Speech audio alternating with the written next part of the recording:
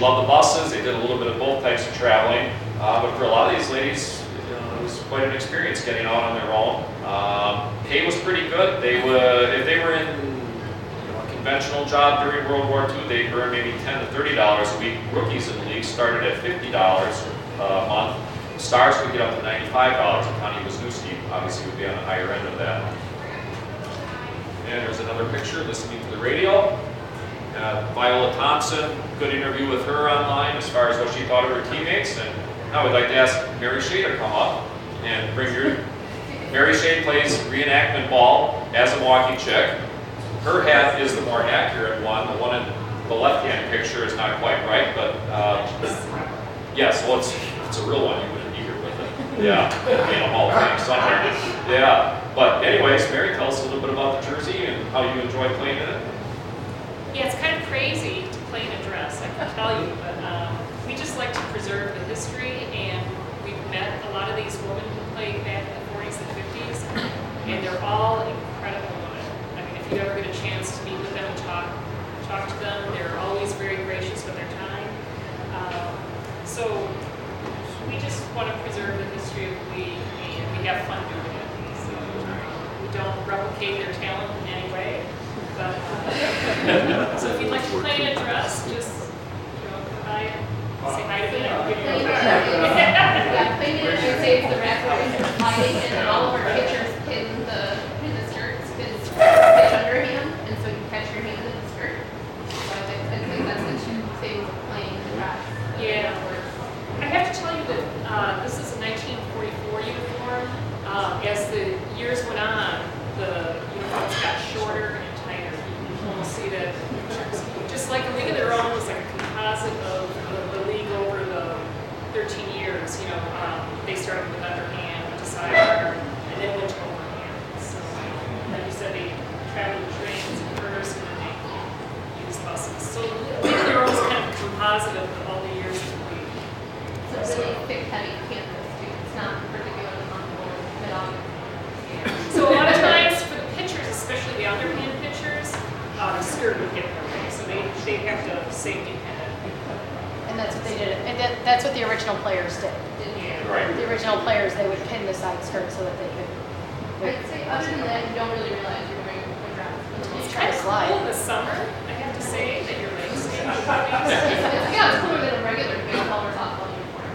But It's hard to find a uniform. I wear 14 because I'm a Cubs fan, so I don't know which player had number 14. Yeah, and we don't really know. I've not found a Milwaukee Chicks program, although, yeah, Paul, you said there was one on eBay about 8 years Yeah, ago. a bunch of years ago, and I lost it. Yeah. oh, they come up, they're just like $800. Yeah, usually Really? they're really expensive. Okay. I found one at a program, I don't remember which team, but literally a scorecard from a women's league, and I happened to get lucky and get it for reasonable at Lake County Flea Market. But it was like the only one I've ever seen. Yeah, scorecards and your books come up on eBay pretty frequently. They're rather. Yes. Yeah. So yeah, we don't really know what numbers the Chicks Yeah. wore. Hopefully we'll find a program on, oh, you have that book. You can get these. Look at that. I do not have it. I mean, I've seen it in You the can get archives. these on eBay for like $10. And they put these out every year, these Whitman books. And when the girls, they don't have a picture, usually they would have a picture of one of the women players. And in the back, they would cover the All-American Girls Professional Baseball. This came out in 1945, so they were emphasizing the Chicks because they won the championship in 1944. So these are kind of fun. You're welcome to come and look at the afterwards if you like.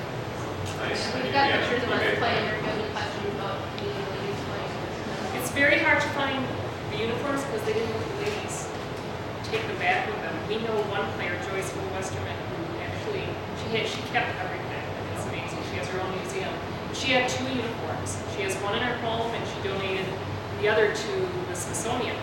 I think I forget which Smithsonian Museum, not natural American history, history. American history. So her uniform is next to Michael Jordan's. Like that. Yes, Mark. Michael, I have a question. My mother was born in 28, so she was just the right age when this league was coming, living in Chicago.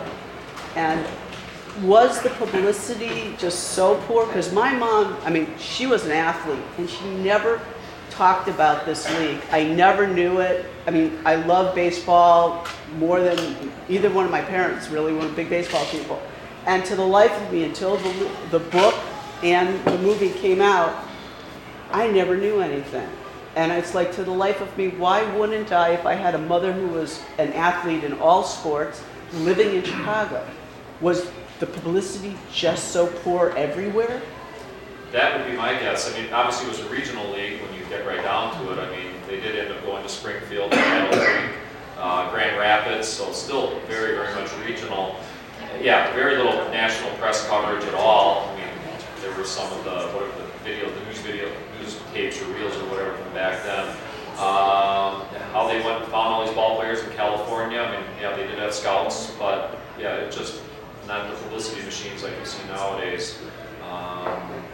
So between that, they also say because of the advent of TV, as well, yeah, you mentioned that with the Jackie Robinson presentation, Yeah. that made Major League Baseball become a bigger deal. World War II ending, and then the crowds kind of dropped off. I mean, even the Racine Kenosha teams didn't make it until the end of the league, even though they had such great starts in terms of attendance.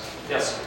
Was there any reports in like the sporting news? You talk about the Kenosha, we've seen the Milwaukee papers, but what about like the sporting I have not checked. That's a good question. I'll tell you what, it would be an awful lot easier to. It is a lot easier to do the research now than 20 years ago when you have all the online resources. I mean, some of those clips I took, were screenshots that I took off of Google newspapers or whatever, whereas 20 years ago it was all microfilm at the Milwaukee Public Library or UWM Library. So that would be interesting to see. I honestly don't know if the sporting news covered them real well. That book is a fantastic resource. That's the one that Mary has. That's the one that I have that picture of in the presentation. And, I mean, I photocopied all that. I think Parkside has one of those. I think that's where I saw it. And so that's where I came up with those rosters and stats and things like that. So, but it's a good question.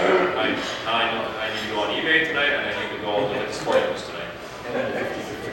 Yeah, right. Yeah. Yes.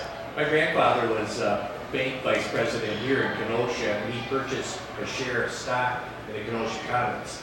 But my question is, were those teams, some of those teams, totally locally funded, or did Wrigley own a portion of all the ladies? It changed over the years. I believe once you got into the later 40s, it became all local ownership. And at some point, I think Wrigley divested himself from the league entirely. There's a lady named Mary Fiedler, who is, she actually did her PhD dissertation on the All-American Girls League. She did the groundbreaking research on it because, like Merle said, again, there was just nothing out there on it. She did this back in the late 70s, early 80s. Then the movie came out. She took her dissertation, turned it into an unbelievable book, and she tracks the entire trail of ownership during the course of the league. So in 44, yeah, he may have had some ownership in the Comets, but by the late 40s, if I'm not mistaken, it was pretty much all local ownership. And again, Chicks and Millerettes went away. And I think Wrigley realized that was a mistake, and then at some point he just moved on. But the league was, for quite a few years, self-sufficient in terms of making money and going on, but by 53, 54, it was getting pretty tough. Okay. Sure. All right, a few last slides, and then we'll take any other questions. There's Vivian Anderson, the Milwaukee native, 1944 versus 2004. They did a photo shoot of her and another lady at Miller Park, and again, that's the same hat that Mary showed us. So the Chicks ended up moving on to Grand Rapids. Wrigley was interested in keeping the team in Wisconsin, but even Oshkosh did fly. They did play up at Joannes Park in Green Bay for a game or two. Thought Madison would be a possibility. Madison, kind of like a Rockford, Kenosha, South Bend, although it didn't have such heavy industry. But anyways, Grand Rapids ended up being the town, and the Chicks stayed there all the way through 1954. And obviously Madonna had a large role in the movie, and her song, Used to Be My Playground, ended up being a #1 hit in 1992, the same year that the league came out, certified gold. And